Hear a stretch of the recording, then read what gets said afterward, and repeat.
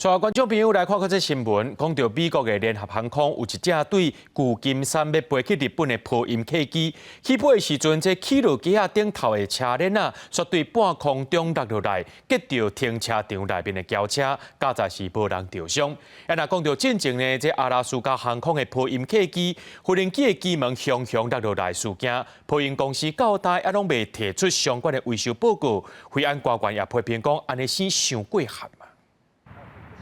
飞行机飞上天，一旦看到飞离地面无到20秒，飞行机的链那向落落来。这是美国当地测试一架为旧金山出发的联合航空波音777班机，原本要飞往日本大阪，但当时机顶有乘客甲机组人员，当作249个人。 随着飞行机出发了后，起落架也被收起的时阵，发生链那落落来的状况。落落来的链那直接牵到机场员工使用的停车场内底，造成真侪车辆的玻璃破去，也是车身毁损。边仔的铁网嘛拢弄到出去，好在无人受伤甲死亡。这架2002年出厂的波音777班机，最后伫洛杉矶国际机场平安降落，由另外一架飞行机转接游客去日本。而 FAA 美国联邦航空总署嘛真紧接手调查意外原因。联合航空 伫这个月测试，慢慢发生意外。Hey, ladies and gentlemen, we realize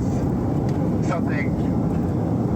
happened outside. 当时是波音737客机为福州出发，差不多15分钟了后，就发生引擎起火。好在这班客机紧急伫德州休斯顿的机场降落，所有人平安转坐另外一架飞行机继续原本的行程。另外，今年9月初5发生的阿拉斯加航空波音737 MAX 9班机机舱门落落来的事件，已经满2个月。到暂时，波音公司依然无提交维修报告，和飞安官员甲国会议员无法度接受。Boeing has not provided us with the documents and information that we have requested numerous times over the past few months, specifically with respect to opening, closing, and removal of the door, and the team that does that work at the Renton facility. It's absurd that 2 months later, we don't have that. NTSB 国家运输安全委员会表示，波音公司有一套系统是保存什么时阵进行工作的相关文件。也毋过，波音公司拒绝提交负责经理甲25个人团队的名单、甲维修报告甲记录，